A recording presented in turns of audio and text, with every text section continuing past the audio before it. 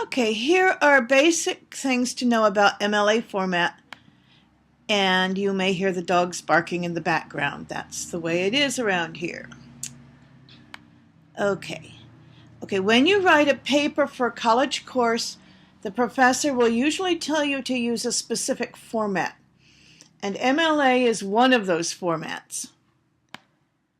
MLA stands for Modern Language Association, and MLA format is usually used, for English papers. All your papers in English 1A must be in MLA format. Another common format is APA, which stands for American Psychological Association. When you write papers for psychology, sociology, or anthropology courses, you'll probably be required to use the APA format. MLA and APA are two different ways to do the same thing. Basically, in both situations, when you report on research, you must explain where you got your information so that your reader can check to see if you are right. On the last page of your paper, you list all your sources of information. In APA format, this page is titled References. In MLA format, it is called your Works Cited page. And could everyone just take a moment and just check this spelling, because people do a lot of funny little spelling mistakes with these two words for some reason. It is works with an S, cited ed. Means the works I have cited. Okay.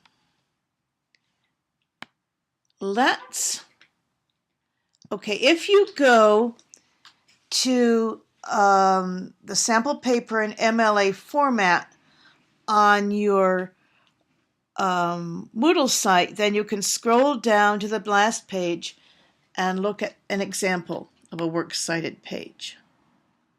Okay, why don't we just stop and do that, okay?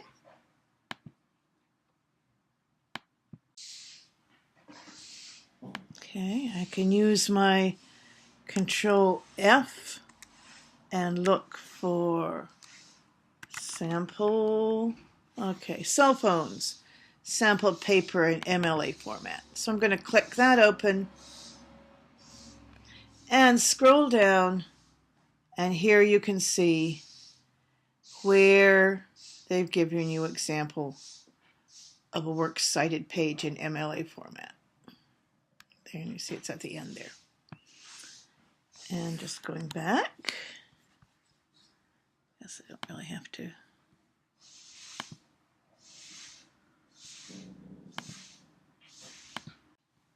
Okay, I've moved that sample cell phone paper down into the section of work in the lab today on the 25th. And now we'll open up the slideshow again, go back to where we were. Okay, and just go down. Let's see, we talked about all of this now.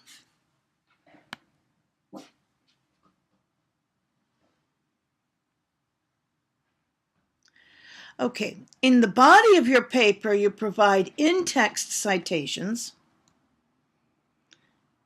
So you should scroll up to look at the paper about cell phones and look at the in-text citations and what they look like. Okay, so let's stop and look at those.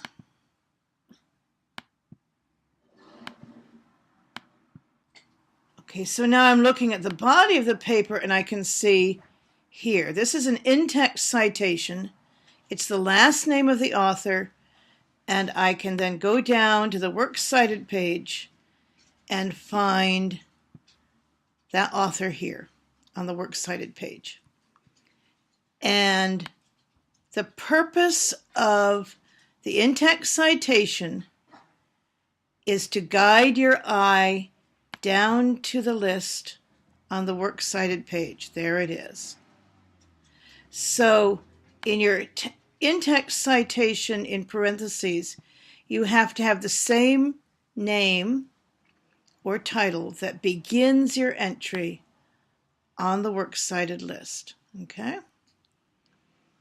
So everything you have cited in parentheses in the body of the paper is on the works cited list. Also, everything on the works cited list has to be cited somewhere in the body of the paper.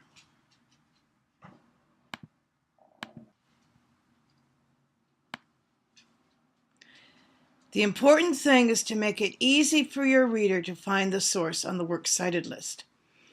For this reason, your in-text citation must begin with the same words that begin your entry on the works cited list. Okay, now we'll look at some basic models for the entries on your works cited list. Okay, here's the model for a book. Okay, last name, first name, the title in italics, place of publication, publisher, year of publication, medium of publication.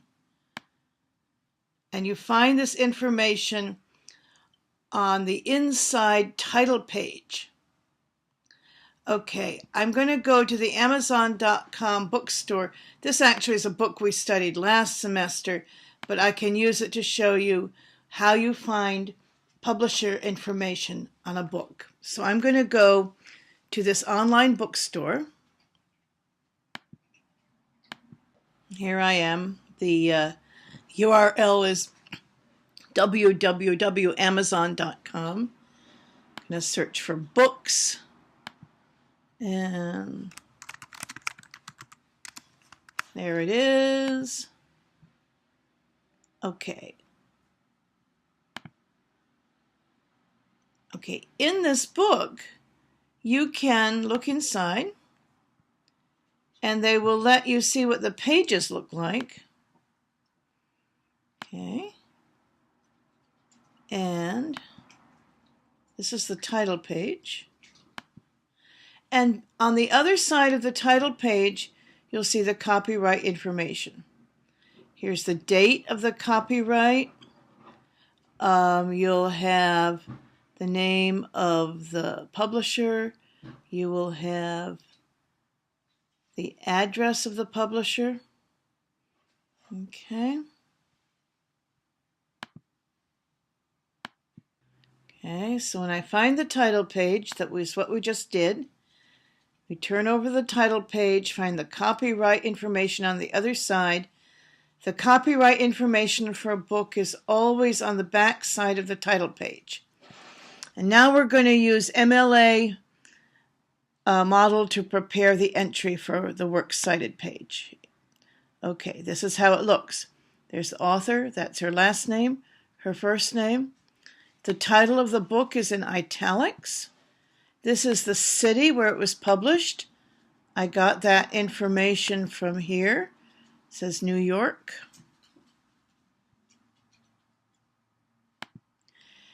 This is the name of the publisher, the company. That's up here. There's the date. And then print means that it is a paper, it's a book. It was not online.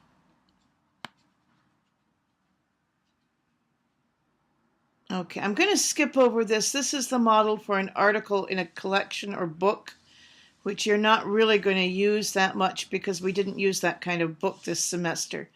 So I'm skipping over it a bit. But a very important principle always is that if the author of an article is not given, you use the title to begin. You put the title first on the works cited page. You use the title to cite in text if you do not know the author. Here's an example of a listing where there was no author given, but I begin with the title. Some tips to remember are remember the punctuation exactly and copy it. If the information is missing, you leave it out and go on to the next thing. You notice all the dates are in MLA format with that day first and then the month. If you don't know the author, you omit it and go to the title. Okay, here's some stuff about in-text citations. Okay, look at the body of the paper about cell phones. Let's go back and look at this.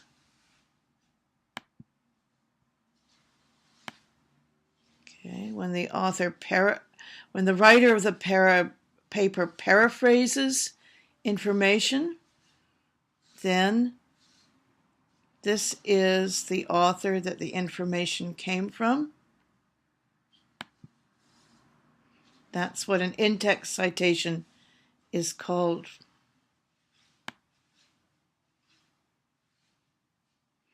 You must provide the last name of the author and the page number in an in-text citation. Now, on the internet, you don't really have page numbers.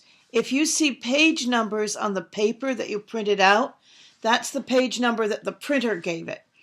It's not the page number from the internet. So usually when you're using an internet article, you are not going to use page numbers. However, when you're using a book or paper source, it will have page numbers. Another thing to remember is if you've already mentioned the author's name, you only need the page number. You don't need to mention the author's name 2 times in the same sentence. So if you said, according to Quotation, then you don't need to put Quotation's name in parentheses also. The purpose of the in-text citation is to let your reader find the source quickly on the Works Cited page, and therefore your in-text citation must give the same words that begin the entry in the Works Cited. If the author's name is not given, cite the title instead. Okay, when do you need to cite? Any direct quotation, any idea that you got from another author, even if you paraphrase it in your own words. Any figures or statistics, anytime you're using numbers, there has to be a citation. Okay, if you paraphrase another author, you provide a citation. If you use another author's exact words, you use quotation marks and provide a citation. And a good rule of thumb is that if you use more than 4 of the same words in a row as the original source, then that is a quotation. Okay, I guess we're done with this one.